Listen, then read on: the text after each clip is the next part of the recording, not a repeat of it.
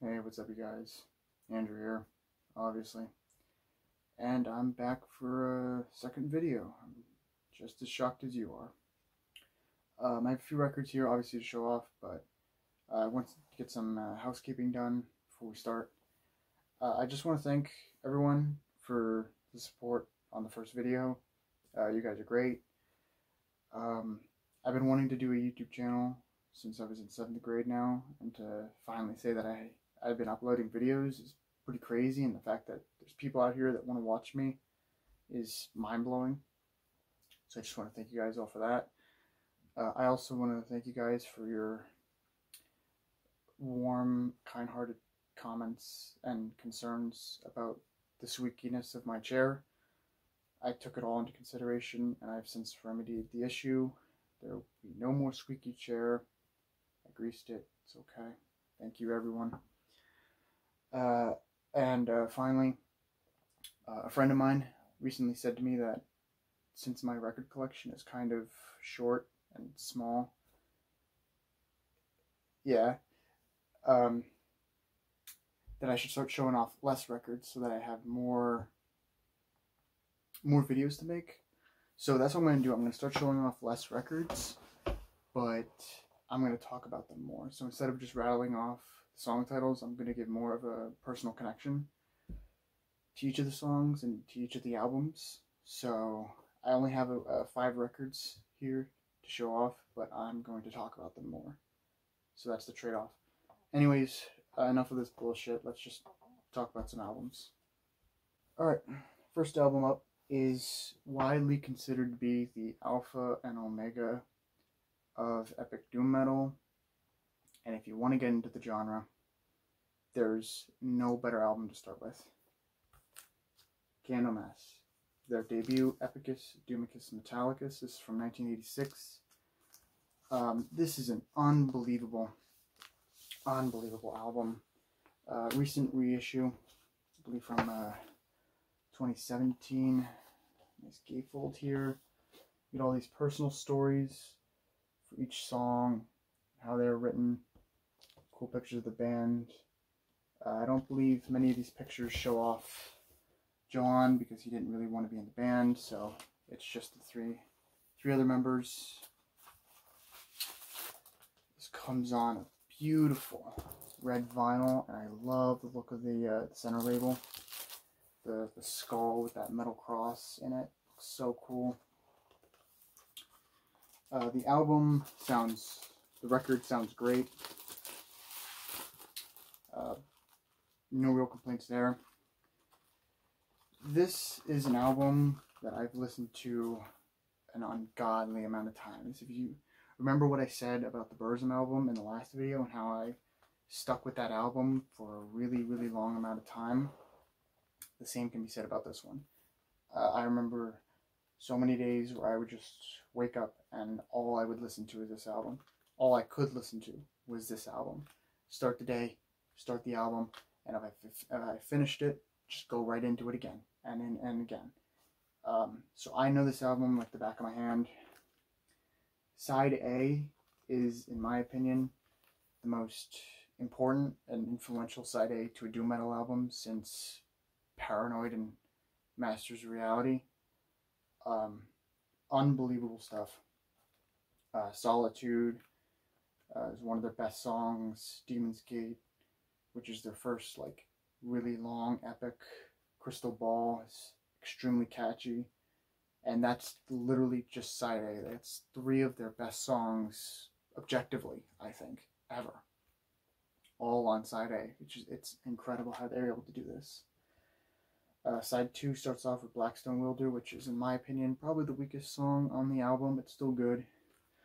Under the Yoke starts off really good and gets great by the end of it, and then ending with the epic A Sorcerer's Pledge, which is probably my favorite song on the entire album. Unbelievable stuff. When those female vocals kick in, it's just incredible. Nothing else in doom metal really sounded like this album when it came out. You take your Troubles, your Pentagrams, your Witchfinder Generals, your St. Vituses, even your Celtic Frostes. Nothing else compares to this. And if you want to start with doom metal, start with this. You know, you could start with Solitude Eternus and the Sorcerer demos and Solstice and everything like that, but this is the place to start. This is the ultimate epic doom metal album starter. It's not my favorite Candlemass album now. That honor would go to Nightfall. But when I tell you that for the first 2 years of listening to this, first year and a half, I should say, of knowing of this album's existence, I couldn't even stomach anything else after this band because this was just so amazing. And I only liked Johann's vocals. I couldn't stand Messiah's vocals at all. I've since grown to love Messiah. I think he's the best vocalist the band ever had. I think those 3 albums that they did after this one are unbelievable, especially the first 2. I'm not huge on the new Candlemass album with Johann. I just think the material isn't as strong, but this album is absolutely spectacular.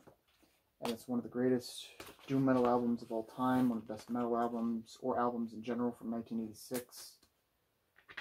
Come on, you son of a bitch. Fuck you. There we go. So yeah, Candlemass, Epicus, Doomicus, Metallicus. Check this out. I'm sure you have already, but, you know, this is some awesome, awesome stuff. Next up, I'm not going to talk about this album a lot, because I don't spend this very often, but it's a nice addition to have in the collection anyways. This is one of the most revered and loved live albums ever. Cheap Trick, live at Budokan. Cheap Trick are a 70s pop rock, hard rock band. They're much more known for a cleaner pop sound in the studio, but on this album they go really, really hard. It's got their 2 most famous songs on here.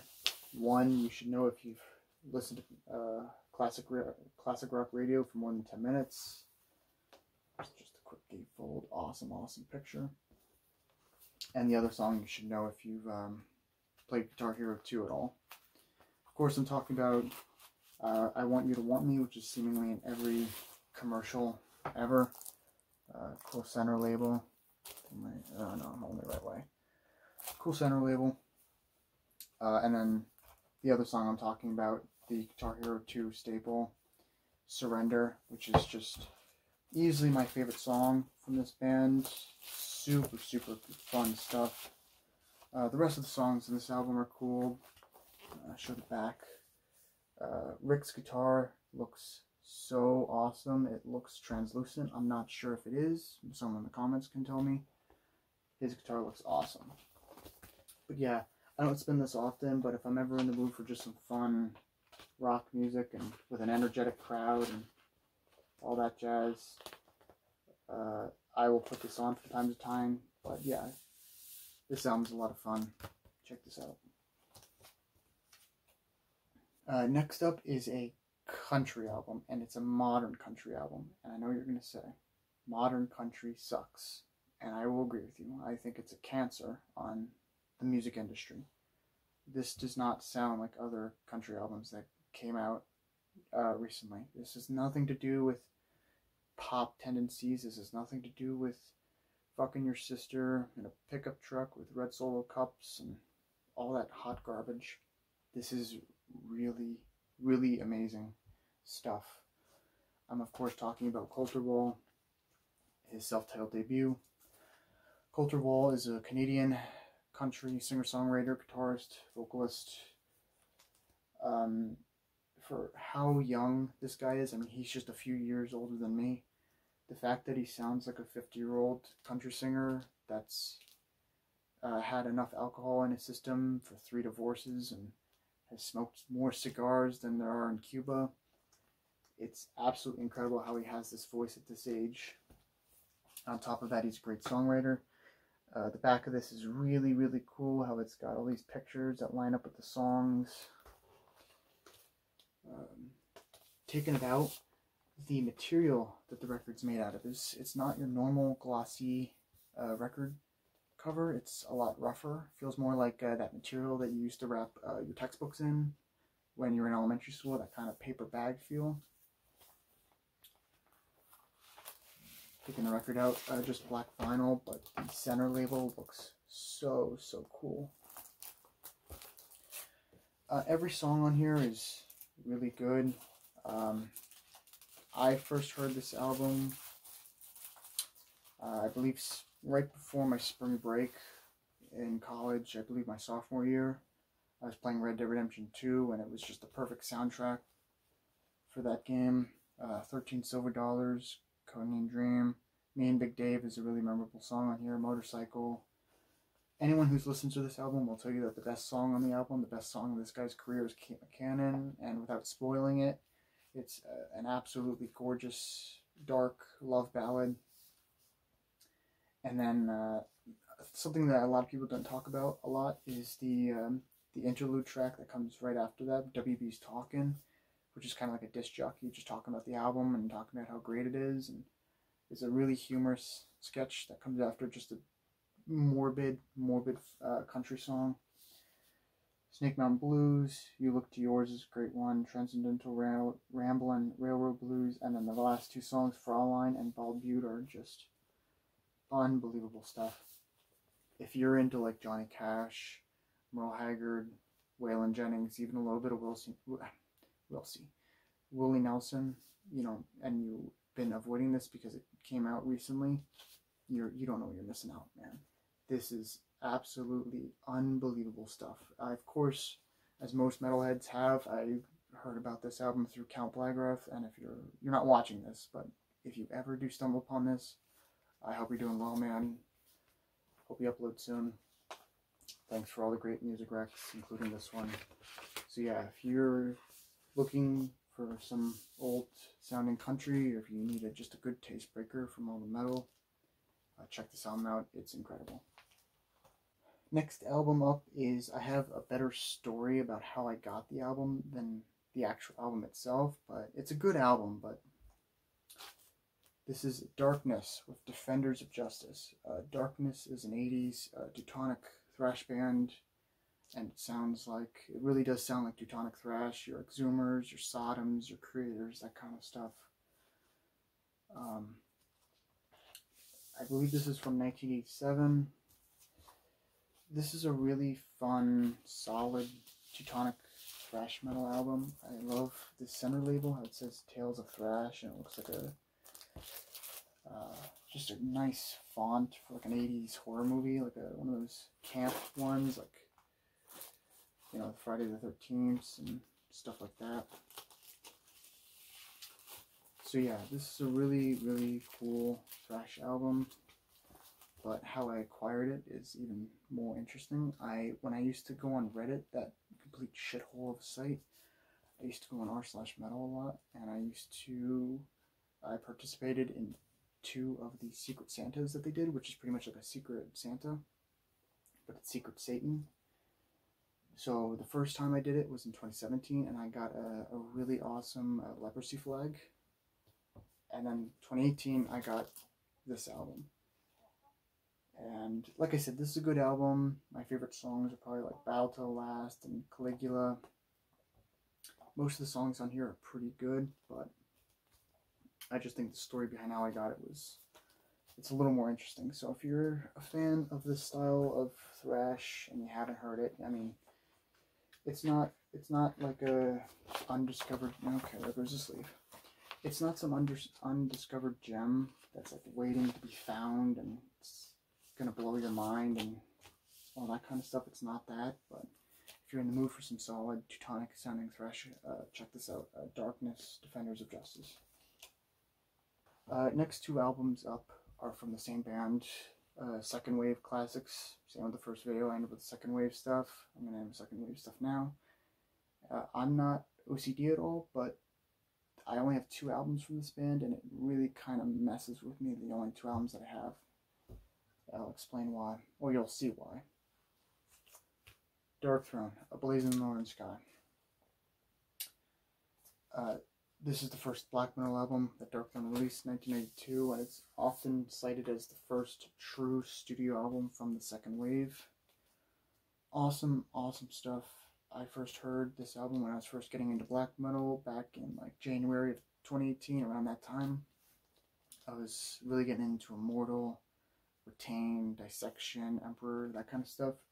So that the raw production really didn't sit well with me, and being that the opening song, Catherian Life Code, is 10 minutes long, that didn't help at all either.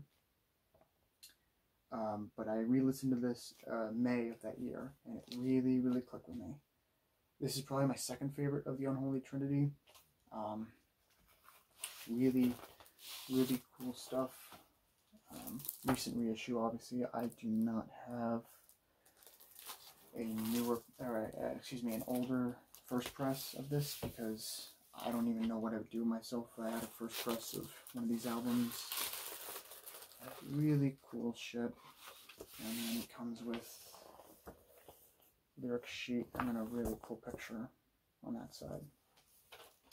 A lot of people say that this album has a lot of little death metal influence to it. I don't know if I hear that in particular, but it's definitely a unique sounding second wave album.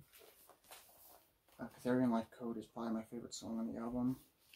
In the Shadow of Horns is great. Actually, going back to Catherian Life Code, I forgot to mention, I love how there's that creepy intro at the beginning and then it ends with that same outro. But the section where you hear the vocals, and we are ablaze in the northern sky, and then it goes right into the riff, that's one of my favorite moments in any Darkthrone song. Absolutely incredible. In the Shadow of Horns is one of the most famous songs from this time period. Paragon Belial. That's another great song. Where Cold Winds Blow, Blaze in the Northern Sky, the title track, and then the Pagan Winter, which obviously ends with that same outro that I talked about. Really, really awesome stuff. And out of the second wave bands, a lot of people shit on the second wave because it's entry level and stuff, but I feel like Darkthrone is one of the only bands from that scene that really still gets its respect from even people who don't listen to second wave anymore. So yeah, if you're into black metal, you've heard this album, you love this album. If you're not into black metal and you're not into raw production, don't check this out yet.